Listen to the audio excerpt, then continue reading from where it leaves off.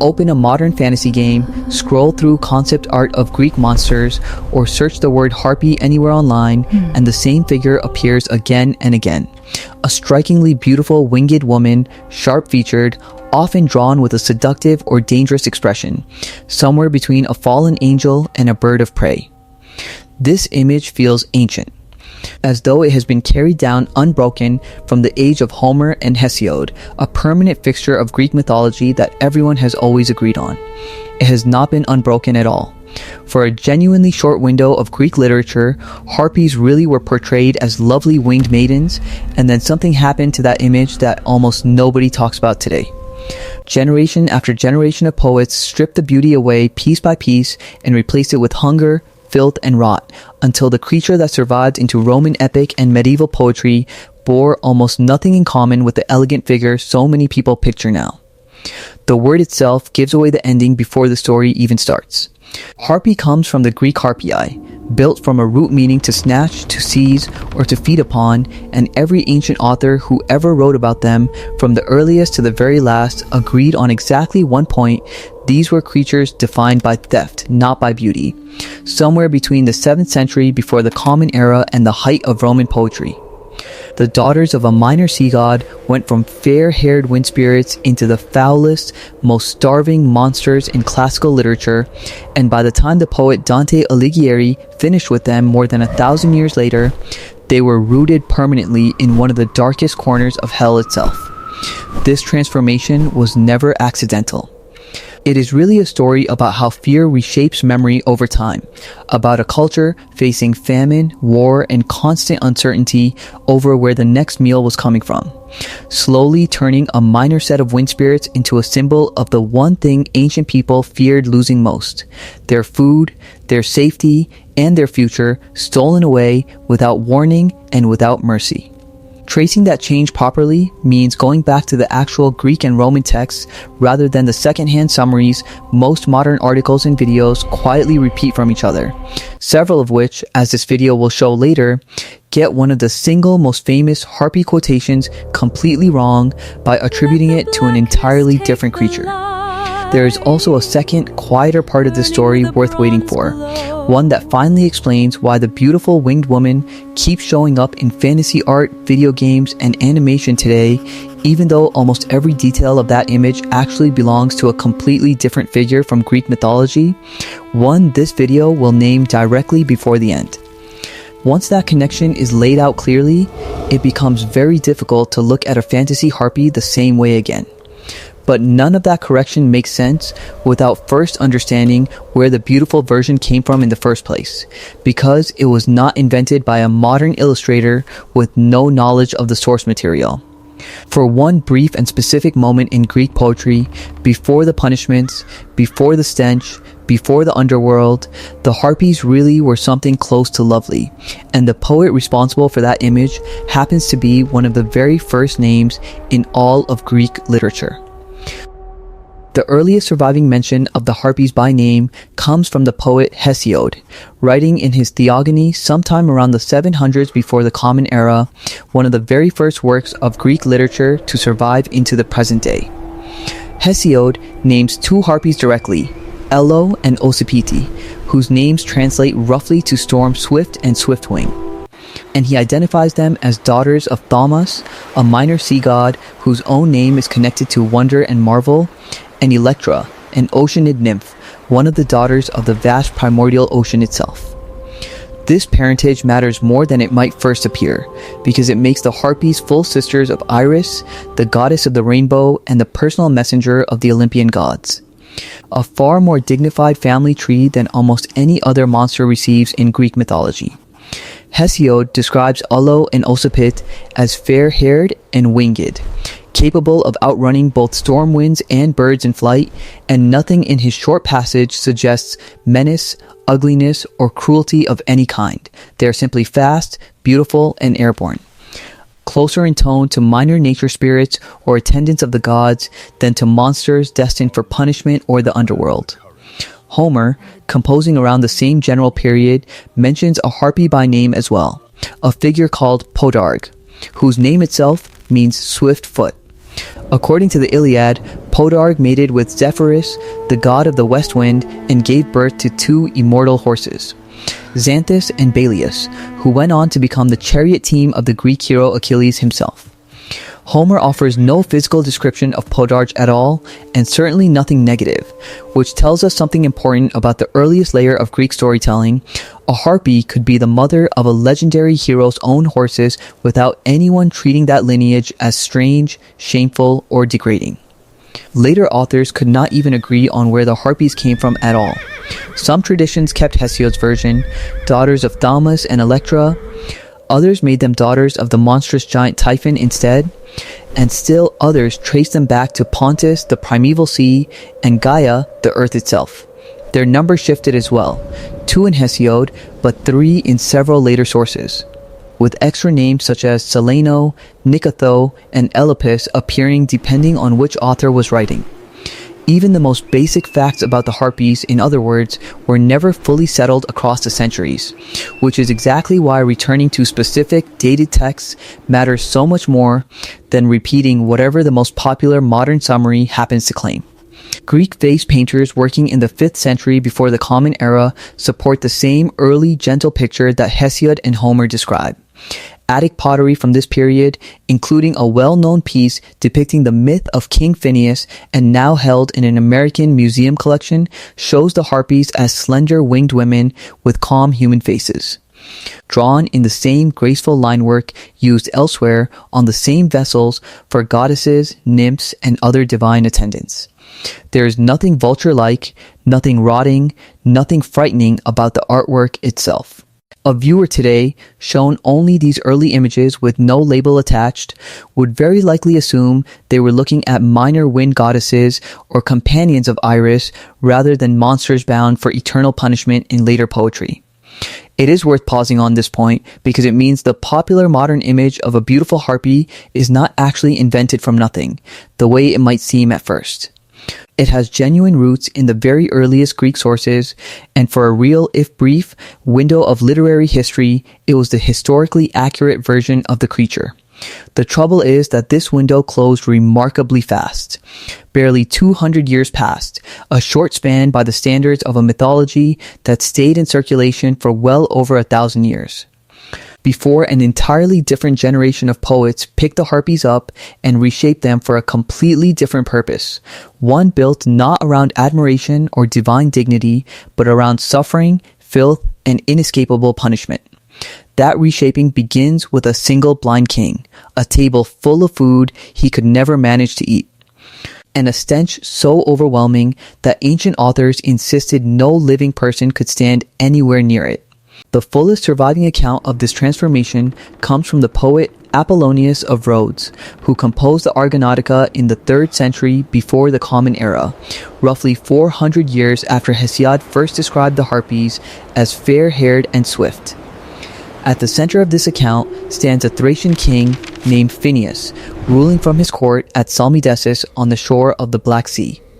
A gifted seer who had once been granted the power of prophecy by the god Apollo. According to the story, Phineus abused that gift by revealing the private intentions of the gods to mortals far too freely, treating divine secrets as though they were his own property to share, a serious offense in a culture that guarded prophecy carefully. Ancient authors did not fully agree on every detail of his crime, but Apollonius is clear on the core of it. Phineus showed no reverence for Zeus and disclosed the god's sacred purposes in full to anyone who asked. Zeus punished him severely, condemning him to a slow, helpless old age and stripping him permanently of his sight, then adding one final cruelty on top of the rest. Every single time food was brought to Phineus, the harpy swooped down out of the sky to snatch it from his hands and his mouth before he could take even a single bite. In his own words, quoted directly in the Argonautica, Phineus describes them bursting from some hidden place faster than his own thoughts could react, so quick that outrunning his own mind would have been easier than escaping them. Worse than the theft itself was what the Harpies left behind. Any scraps of food they did not manage to carry off were left coated in a stench of decay so overpowering that, according to the text, not even someone with a heart made of iron could bear to approach it.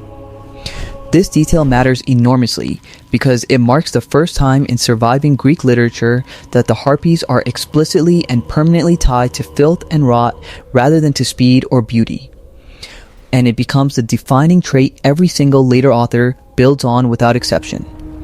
A slightly later mythographer, writing in the 1st or 2nd century of the Common Era, records a related version of the same punishment, describing the Harpies swooping down to grab most of Phineus's food outright, leaving behind only scraps that smelled far too foul to be eaten at all. The details shift slightly from author to author. Sometimes the Harpies simply carry the food away, sometimes they foul it where it sits, but the emotional core of the punishment never changes. A starving man surrounded by food he is never once allowed to actually eat. Rescue eventually comes in the form of two winged heroes, Zetes and Calais, sons of Boreas, the god of the north wind, who are traveling with Jason and the Argonauts on their own quest for the Golden Fleece. The brothers chase the Harpies across the sky at tremendous speed until the goddess Iris intervenes personally, revealing herself as the Harpies' own sister and swearing a solemn oath that they will trouble Phineus no further if the pursuit is finally called off. In one later Roman retelling of the same story, the intervening figure changes to a different deity entirely. A small reminder that even the rescue scene was never told exactly the same way twice across the centuries. The Boreads agree to stop. Phineus is freed from his curse at last, and in gratitude, he repays the Argonauts with detailed guidance for the next and most dangerous stage of their journey. Before moving any further forward, one correction is worth making here directly, because it happens to be one of the most commonly repeated factual errors in articles and videos covering this exact topic. Many popular sources claim that the playwright Aeschylus, in his drama known as the Eumenides, personally describes the Harpies as black, disgusting, dripping foul liquid from their eyes, and reeking with repulsive breath. That vivid, unsettling description genuinely does appear in the text of the Eumenides, but it is not actually a description of the Harpies at all. In that particular scene, a priestess at the temple of Delphi is describing an entirely different group of monstrous women, the Erinyes, better known as the Furies, and she reaches for the Harpies only as a brief point of comparison, recalling a painting she once saw of them stealing food from Phineus's table, before explicitly stating that the creatures standing in front of her right now are. Somehow worse still, and unlike the winged Harpies in that painting, these ones have no wings at all. The confusion between these two very different sets of monstrous women, the Harpies and the Erinyes, has been repeated so often across secondhand summaries and popular mythology sites that it has essentially hardened into accepted trivia. Even though a direct reading of the original Greek passage shows the two creatures kept clearly and deliberately separate from one another. It is a small mistake with a simple explanation, but it matters, because getting ancient mythology right means returning to what the original author actually wrote rather than repeating whatever the most recent article happened to claim. With that cleared up properly, the true turning point for the Harpies' reputation is not Aeschylus at all. It belongs entirely to Apollonius and the ruined, rotting meals of a blinded king. And from that point onward in Greek and Roman literature, the Harpies would only grow more monstrous, never less. If Apollonius introduced a stench that would define the Harpies forever, it was the Roman poet Virgil who cemented them as full monsters for the whole of Western literature to inherit. In the Aeneid, composed in the final decades before the Common Era, the hero Aeneas and his surviving Trojan crew land on the Strophides, a small cluster of islands.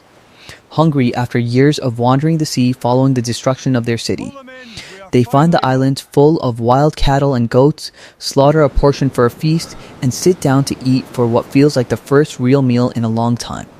Before they can finish, the Harpies descend without warning, tearing at the food, fouling what they cannot carry away, and filling the air with a shrieking, discordant cry that Virgil compares to nothing else in nature. The Trojans regroup at a more sheltered spot, prepare a second feast, and are attacked again just as violently, at which point several of the men draw their swords and try to fight the creatures off directly, only to discover that ordinary weapons cannot wound them at all, the blade sliding harmlessly off feathers that no blow seems able to pierce. Virgil describes the Harpies themselves as bearing the faces of young women set atop the filthy bodies of vultures. their hands ending in curved, grasping talons, their features permanently hollowed by unrelenting hunger, dripping foulness onto every surface where they land or perch. Among them is Celaeno, whose name simply means the Dark One, and she delivers a grim, specific prophecy to Aeneas from her perch on a nearby cliff, warning that a hunger so severe his people will one day be driven to eat their own tables will strike before they finally succeed in founding their promised city. It is a curse built entirely around starvation.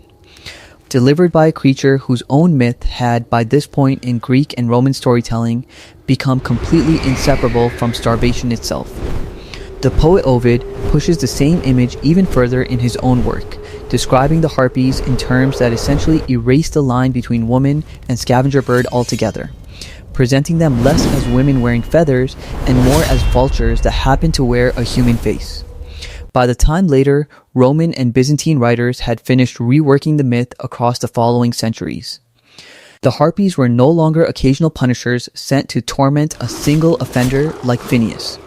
They had become fixtures of the underworld itself, listed by Virgil among the monstrous guardians standing watch at the entrance to the realm of the dead, grouped alongside gorgons, centaurs, and other nightmare figures rather than treated as a unique or isolated case. This transformation was so complete and so lasting that it survived the fall of Rome entirely intact and carried straight through into medieval literature. When the poet Dante Alighieri wrote his Inferno in the early 1300s, he placed the Harpies in the seventh circle of hell, nesting inside a tangled, thorned forest reserved specifically for the souls of those who had taken their own lives. In Dante's version, these particular souls have been transformed permanently into gnarled, twisted trees. And it is the Harpies who tear at their branches and leaves, causing the trapped souls fresh pain, beings who, in life, sought an end to their suffering and are now denied even that release in death. There is a bitter irony sitting inside this final image that is worth naming directly. The same creatures who began their literary life as beautiful daughters of a minor sea god, full sisters to the goddess of the rainbow, ended their journey through classical and medieval literature as instruments of eternal torment in one of the darkest corners of hell, feeding not on stolen bread from a blind king's table, but on the bodies of the eternally damned. This complete reversal left a permanent mark on the English language itself, one that survives into everyday speech today.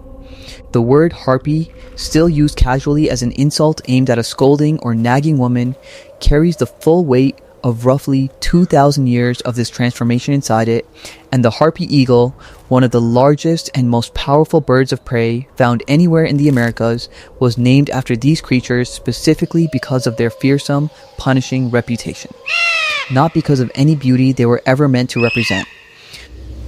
So if the Harpies spent well over 1,000 years of ancient and medieval literature becoming steadily uglier, hungrier, and more monstrous with almost no exceptions, where does the modern image of a beautiful winged bird woman actually come from? The answer sits with an entirely different Greek creature that keeps getting mistaken for the harpy, the siren.